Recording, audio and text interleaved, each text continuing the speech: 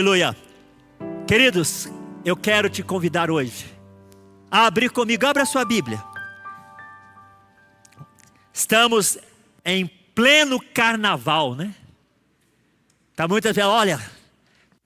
E o que é carnaval? As pessoas pensam que é a festa. Na verdade, a palavra carnaval, podem sentar. Podem sentar, que Deus abençoe.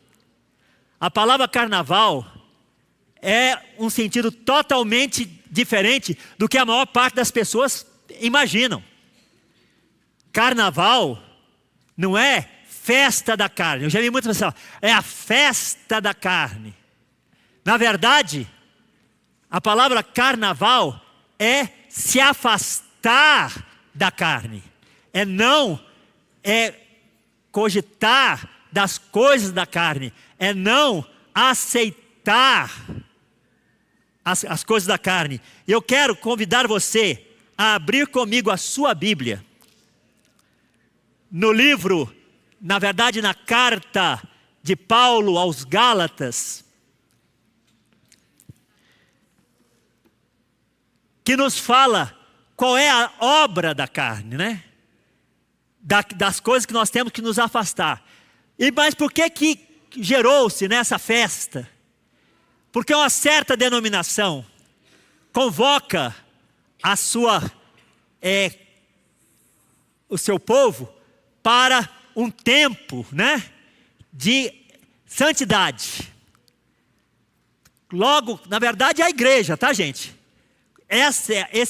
Esse hábito não foi gerado não depois da renovação protestante, não. A igreja separava um tempo para que a própria igreja se santificasse, preparando para a semana chamada santa, né? Os 40 dias, que é também denominado de quaresma, né? 40 dias de santidade, 40 dias de busca de Deus.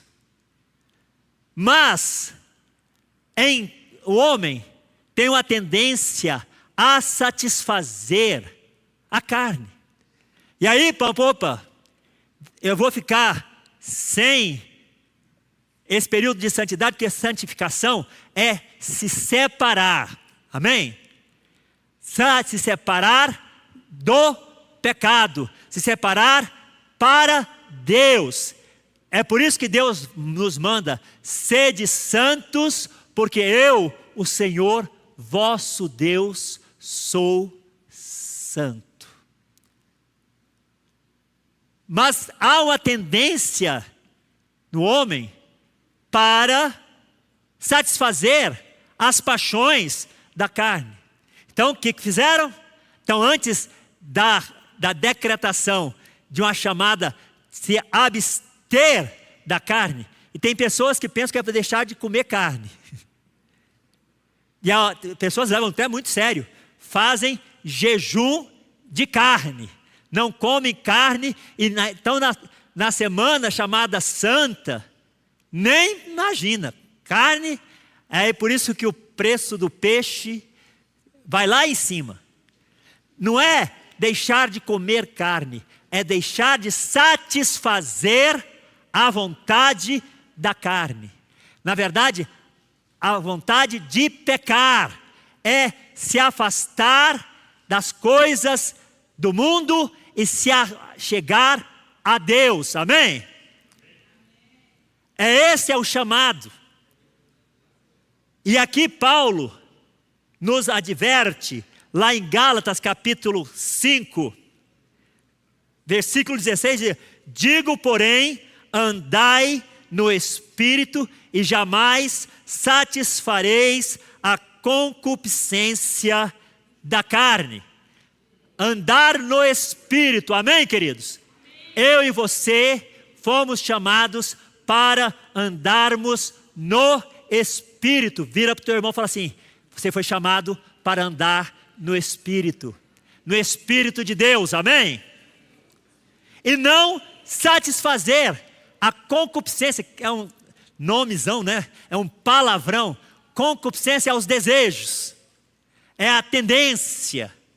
Aquela tendência que está em você. E Paulo diz assim, o bem que eu quero fazer, esse não faço, mas o mal que eu não quero, esse estou praticando, porque em mim opera a tendência para o mal. Mas eu quero dizer uma coisa para você. Se você é lavado e remido no sangue do Cordeiro, se você teve um encontro real com Jesus, se você foi transformado, se você teve uma verdadeira conversão, porque conversão é mudança, querido. Amém? Te foi dado o poder, a condição de dizer não ao pecado, não à concupiscência da carne, dizer não vou fazer. Paulo em outra passagem assim, aquele que pecava não peque mais, aquele que mentia não minta mais, aquele que roubava não rouba mais, antes trabalha para abençoar aqueles que não têm. É um chamado à santidade. Mas Paulo fala assim, olha, andai no Espírito. Você tem andado no Espírito? Você, como servo de Deus, como serva de Deus, tem andado no Espírito? É um chamado para mim e para você. Temos que andar no Espírito Santo. E andar no Espírito Santo é andar em santidade. Vira para o irmão e fala assim, seja santo. Porque o Senhor nosso Deus é santo. E sem santidade ninguém verá a Deus. Se você não for santo, querido, você não vai ver a Deus. E aqui diz que a carne milita contra o Espírito e o Espírito contra a carne, porque são opostos entre si, para que não façais o que porventura seja do vosso querer. A carne milita contra o Espírito, e o Espírito contra a carne, porque são opostos, amém? Homem carnal, homem espiritual. Eu vou usar o termo, homem natural, homem espiritual. O homem natural não entende as coisas do Espírito, porque eles são absurdo, eles são coisas sem nexo, porque as coisas espirituais se discernem espiritualmente. E eu quero dizer uma coisa para você, não adianta você conhecer a Bíblia na visão humana, que você não vai entender. Tem pessoas, uma das pessoas que eu conheci, que tinha um conhecimento da Bíblia, ele conhecia, era uma metralhadora, ele disparava versículos por minuto, mas tinha uma vida torta. Eu conheci esse homem evangelizando no Conic, nas madrugadas. Ele era um professor de história, conhecia a Bíblia no sentido da letra. E eu tive a oportunidade de falar para ele assim, olha, você conhece a palavra, mas você não vive a palavra. Você não entende a palavra, porque você não é espiritual. Você é carnal. Você é homem natural.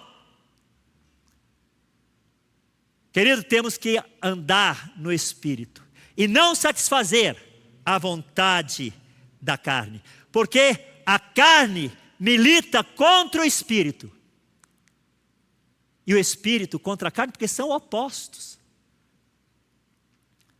Você vai ter na sua caminhada experiências que você vai ver isso acontecer. Vai ver o homem natural agir de forma e vai criticar você e vai falar que você vai chamar de religioso, vai chamar de fanático.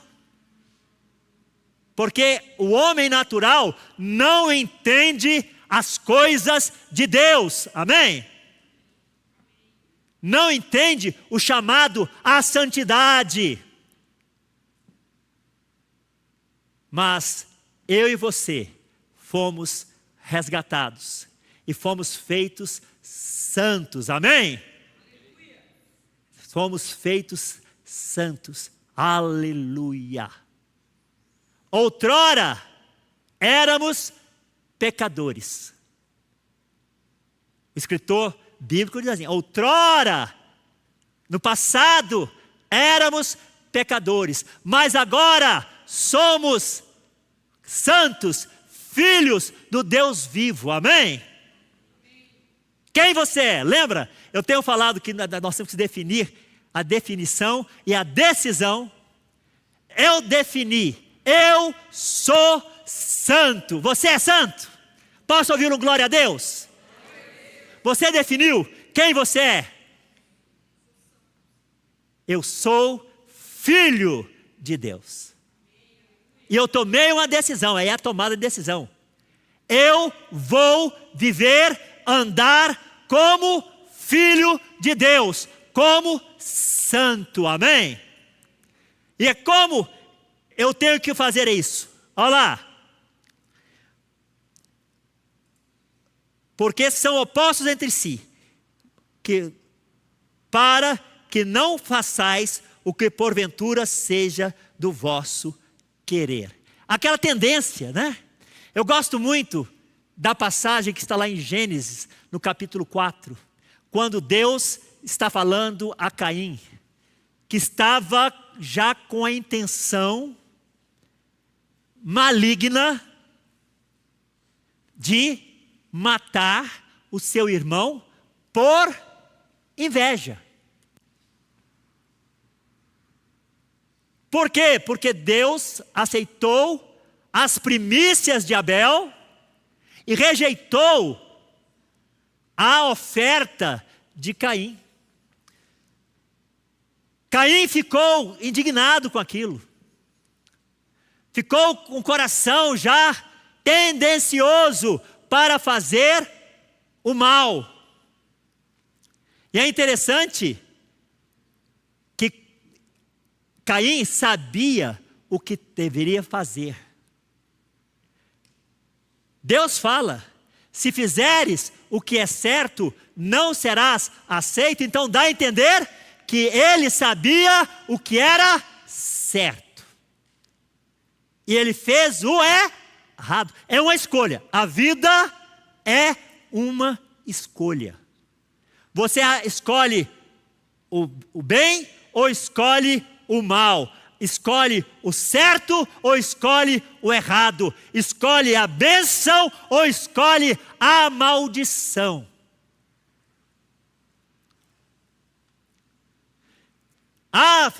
Como eu escolho? Com as suas atitudes. Essa semana eu falei para um irmão a respeito disso. Deus nos coloca, e não adianta falar assim: eu escolhi. É pelos teus frutos que vai dizer se você escolheu A ou B, o certo ou errado, a bênção ou a maldição, a vida ou a morte. Porque tem pessoas que estão falando uma coisa e praticando outra. Você escolheu ser filho de Deus? Eu escolhi. Então eu vou ter uma vida de filho de Deus, amém? Eu vou andar, vou falar, vou agir e vou aprender a ser filho do rei, amém? Porque tem muita gente também que é filho do rei, é um príncipe e vive como escravo. Nós temos que aprender também a ser filhos do rei.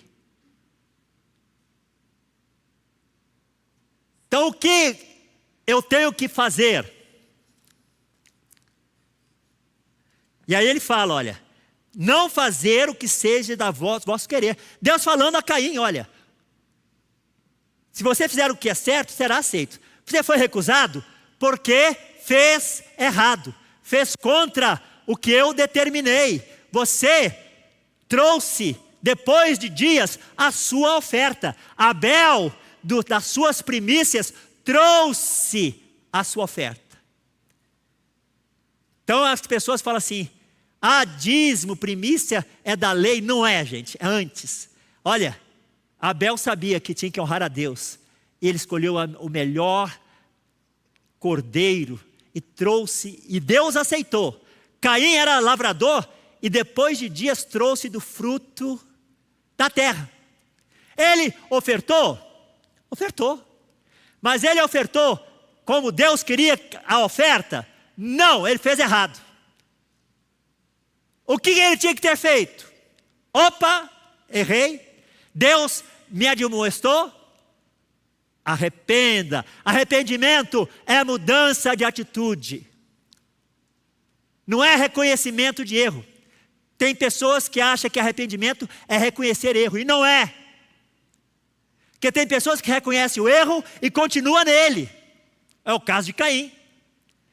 E dentro dele gerou outra coisa, porque um mal puxa outro mal ao favor das suas catatupas.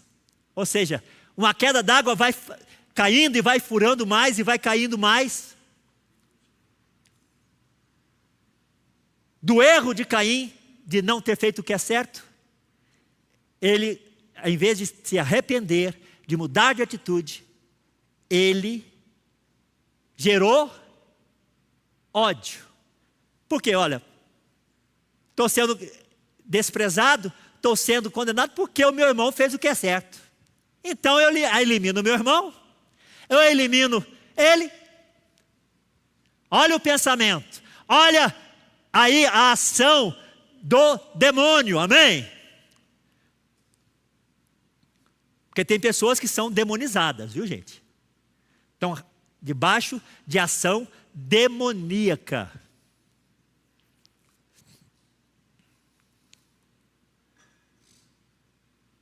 O inimigo bloqueia a mente, o inimigo bloqueia a visão, o inimigo bloqueia a audição, porque ouvindo não ouvem, vendo não veem e não percebem. E não se arrependem. Até reconhecem o erro. Foi o caso de Caim. E Deus volta a ele e fala assim: por que está decaído o teu semblante? Está com o semblante caído. Ele estava realmente se sentindo mal. Porque servo de Deus, serva de Deus, quando erra, o Espírito Santo convence do pecado, do juízo e da justiça. E traz aquela tristeza para te trazer arrependimento. Deus não te revela o erro para que você seja condenado. Jesus disse: eu não vim ao mundo para condenar o mundo, eu vim ao mundo para salvar o mundo, amém? Para chamar ao arrependimento. Era a pregação de João Batista e foi a pregação de Jesus, com uma pequena diferença. João Batista pregava: arrependei-vos, porque o reino de Deus está próximo. E Jesus continua a pregação: arrependei-vos, porque o reino de Deus é chegado. Por quê? João Batista estava vendo o reino, e o reino para vir precisa do rei. Ele estava vendo que o rei estava vindo. Mas Jesus é o rei, amém? E quando ele fala: arrependei-vos, mude de atitude, tome a posição, porque eu já cheguei, aleluia. Temos que andar em santidade, não satisfazer as vontades. E aí Deus fala ali para Caim, né? Se fizeres o que é certo, não serás aceito. Eis que o pecado está à porta. A tua vontade será contra você, mas você compete dominar a tua vontade e fazer o que é certo. Eu tenho que fazer o que é certo. Você sabe o que é certo? O que é certo? Fazer a vontade de Deus. Viver a palavra de Deus. E aí, olha lá. Mas, se sois guiados pelo Espírito, não estais sobre a lei. Ora, as obras da carne são conhecidas. E aí, obra da carne é operada pela carne. É aquilo que a carne produz. Prostituição, impureza, lascívia, idolatria, feitiçarias, inimizades, porfias, ciúmes, iras, discórdias, dissensões, facções, invejas, bebedices, glutonarias e coisas semelhantes a estas. Olha, a carne tem essa tendência de fazer o que não é a vontade de Deus. A obra da carne é satisfazer a vontade da carne. É a alma. Porque quando o homem pecou, Deus falou para Adão: do fruto do bem e do mal você não comerá, porque o dia que comer, certamente morrerá. E é interessante nessa passagem, né? Que Deus fala para Adão, não fala para Eva. Eva não existia ainda quando Deus determinou as duas árvores. A árvore que estava no centro do jardim, a árvore da vida, e ele colocou uma outra árvore chamada do bem e do mal, que não estava no centro do jardim.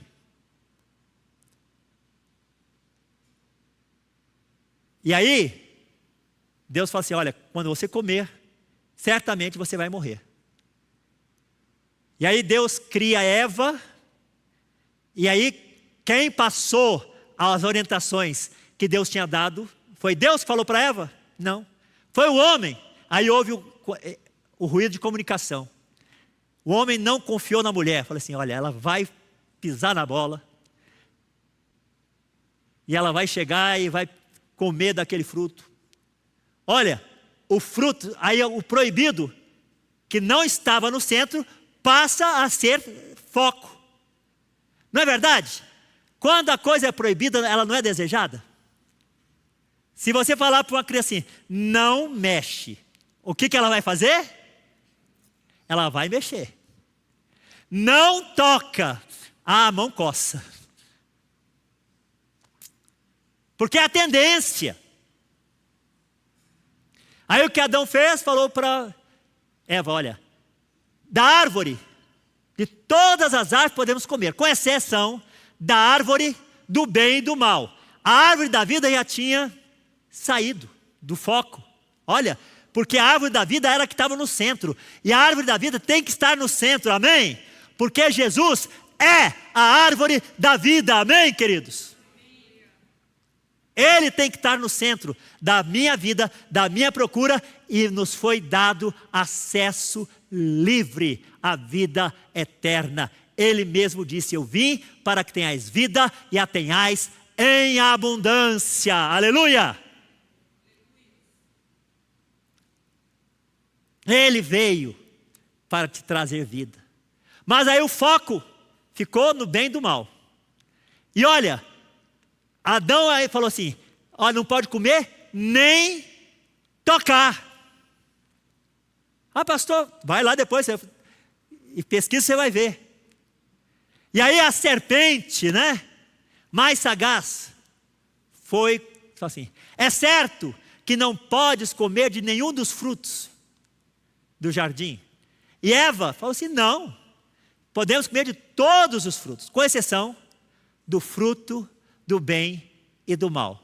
Dele não podemos comer nem tocar. E aí, Pampo, o diabo, que foi a primeira possessão da história da humanidade. A serpente foi demonizada e falou através da boca daquele animal, o diabo: não, é certo que você não vai morrer. É que Deus não quer que você tenha o conhecimento do bem e do mal. E é interessante, presta atenção. Eva pegou e comeu. Aconteceu alguma coisa? Aconteceu quando Eva comeu do fruto? Não. Os seus olhos não abriram, o seu entendimento não abriu, ela não viu que estava nua. Mas o que ela falou? Opa, ela foi e falou para Adão: olha, esse fruto é bom. E Adão, que tinha recebido a ordem, a orientação da parte de Deus, em vez de permanecer firme: não vou comer. O pecado não tinha entrado. Mas a questão, querido, é que Adão cedeu. Adão não manteve fidelidade, não manteve santidade. Amém? Ele pegou e comeu. E no que ele comeu, seus olhos se abriram, tanto dele quanto dela. Ele passou a perceber que estava nu. E ele morreu? Fisicamente, não. Espiritualmente, sim. Porque, querido, nós somos trinos, amém? Nós somos um espírito que temos uma alma e habitamos um corpo. Se você não é nascido de novo, você é bino. Só tem alma e corpo. O que morreu em Adão? O espírito, aquilo que era semelhante a Deus. Pastor, morreu? Caiu em numa estado de demência, de letargia. Ficou sem controle. E a alma, sem estar controlada pelo Espírito, vai para essas coisas: prostituição, lascívia, impureza, idolatria, feitiçaria, inimizades, porfia, ciúmes. É por isso que quando você reconhece Jesus como Senhor da sua vida, você é um renascido. Amém? Você é nascido de novo. Jesus falou para Nicodemos: te é necessário nascer de novo, porque aquele que é nascido da carne é carne, mas o que é nascido do Espírito é Espírito e vida. Amém?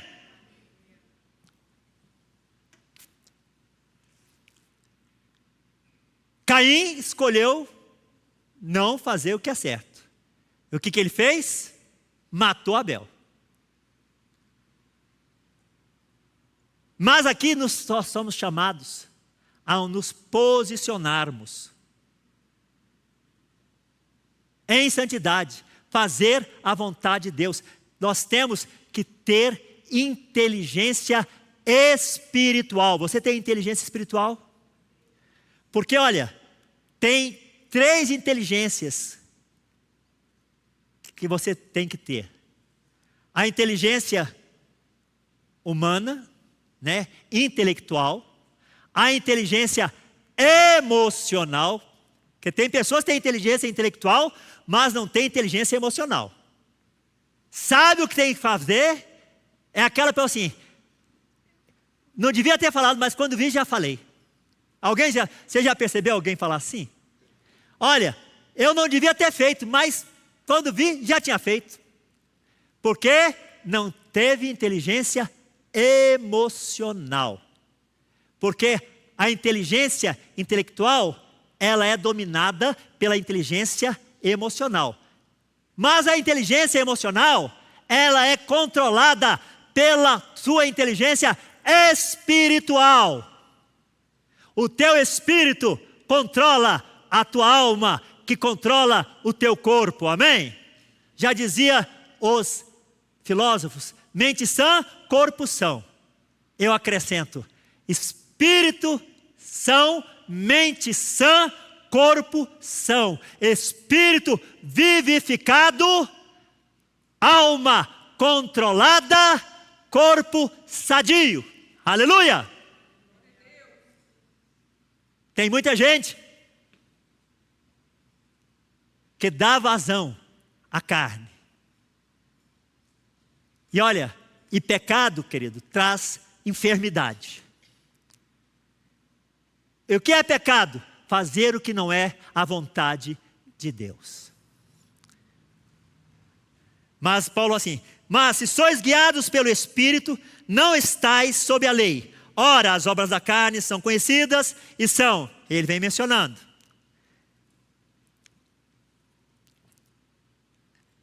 A respeito das quais eu vos declaro, como já outrora vos preveni, que não herdarão o reino de Deus os que tais coisas praticam. Quem peca não há de entrar no reino de Deus.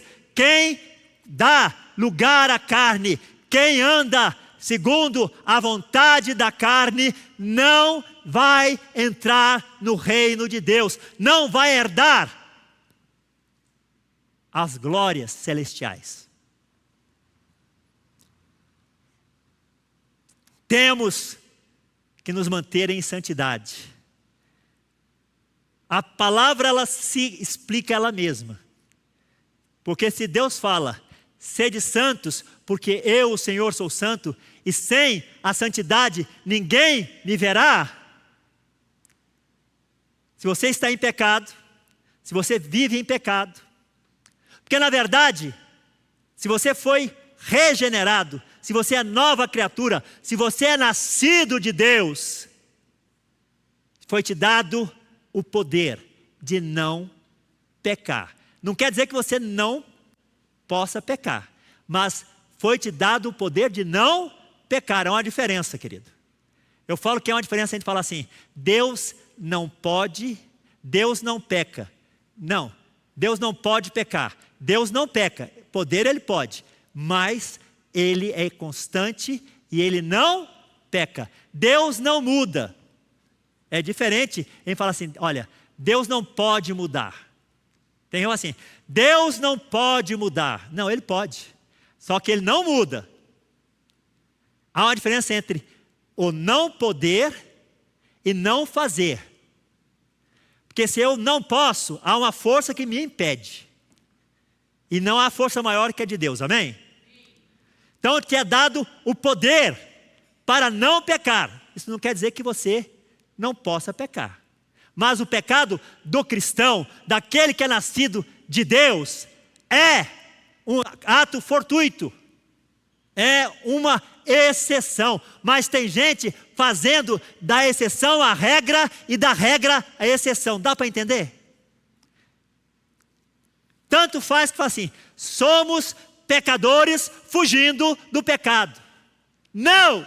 Se você é um novo homem, se você é uma nova mulher, nascida e regenerado no sangue do Cordeiro, você não é pecador, você foi pecador. Outrora éramos pecadores, mas agora somos novas criaturas em Cristo Jesus. Nos despimos do velho homem e nos revestimos do novo homem, nascido em Cristo Jesus. Amém?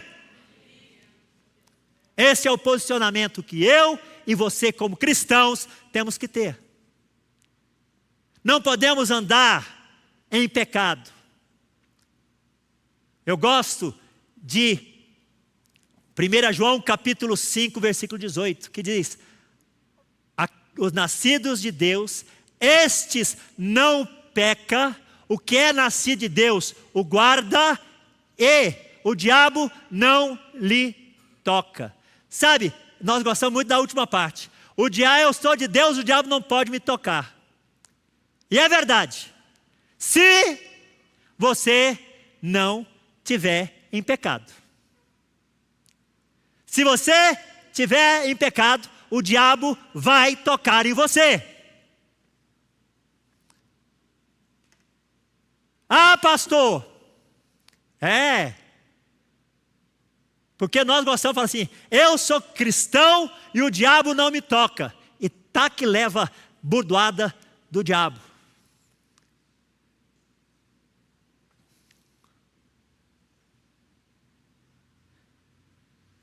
Tem até um cântico muito antigo que fala assim, quando eu era prego o diabo me bateu. Agora que eu sou martelo, quem bate nele sou eu.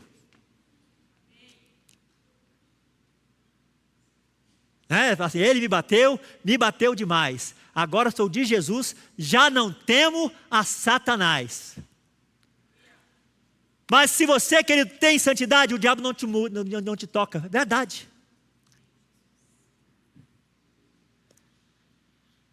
Tem até um livro que foi escrito, o autor falou assim, crente possesso, a nova heresia. Mas no livro, eu concordo com o que ele diz no livro. Ele coloca assim, o crente fiel não pode ficar possesso. E é verdade, amém? Porque o crente fiel se mantém em santidade.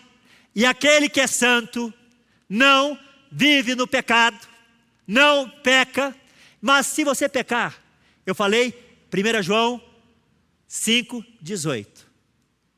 Você pode lançar mão de 1 João 1,9.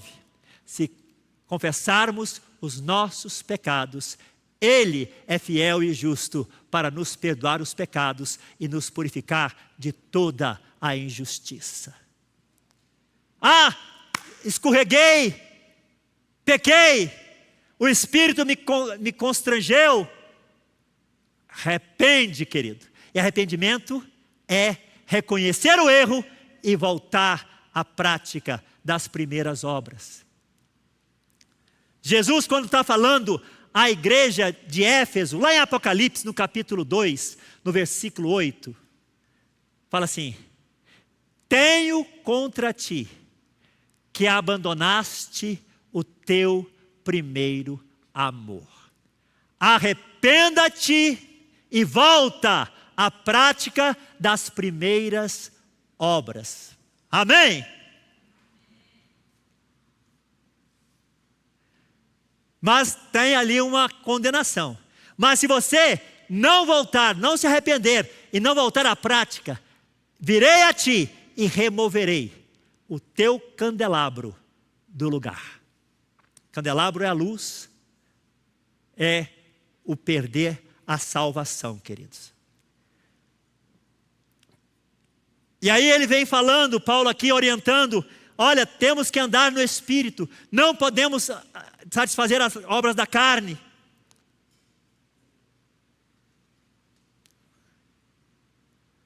Inveja, bebedices, glutonarias, e é o que está acontecendo nesses dias, né? Olha, já que vão ter um período de abstinência, vamos cair, vamos deixar a coisa, né? Os bacanais, o que está acontecendo nesses dias é bacanal. Mas nós somos santos, glória a Deus. E aqui, querido, aquele que anda no Espírito, o Espírito trabalha em você. Se você é do Espírito Santo, se você é de Deus, Ele está trabalhando em você. Ele vai operar coisas grandes na tua vida. E aí,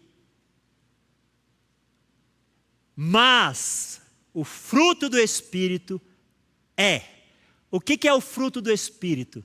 É o que o Espírito produz em nós. Amém? Em mim, em você. E a primeira coisa é o amor. O amor ágape. O amor que se dá. O amor de Deus. Amém? A alegria. A paz.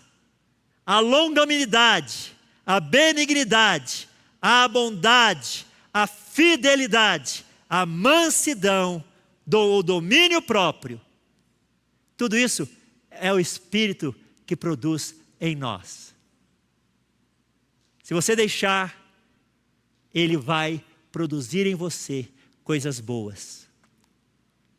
Ele vai agir na sua vida e vai te transformar. Amém?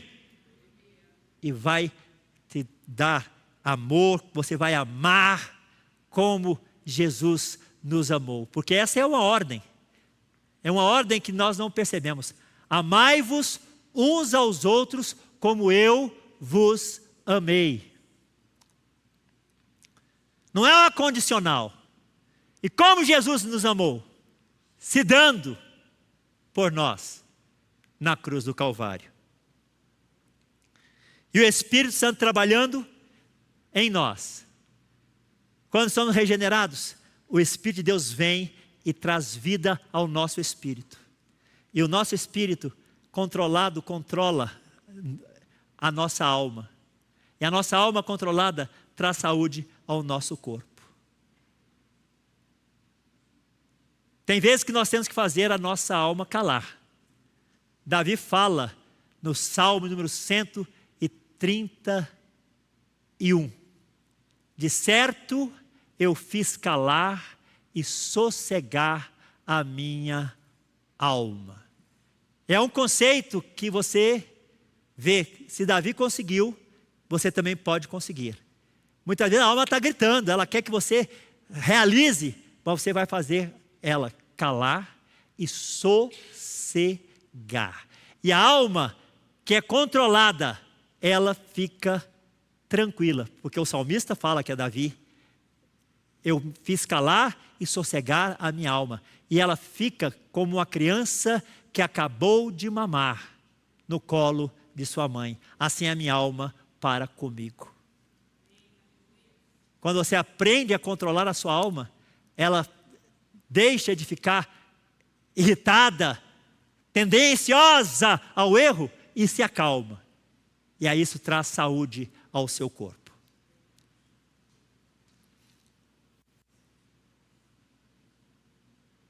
E olha lá, e os que são de Cristo crucificaram a carne com as suas paixões e concupiscências. Se vivemos no Espírito, andemos também no Espírito. Se vivemos no Espírito, andemos também no Espírito. Dá para entender? Você está vivendo espiritualmente? Você é vivo espiritualmente? Amém? Você é nova criatura? Amém? Então ande no Espírito. Glória a Deus! Vamos ficar em pé, vamos orar.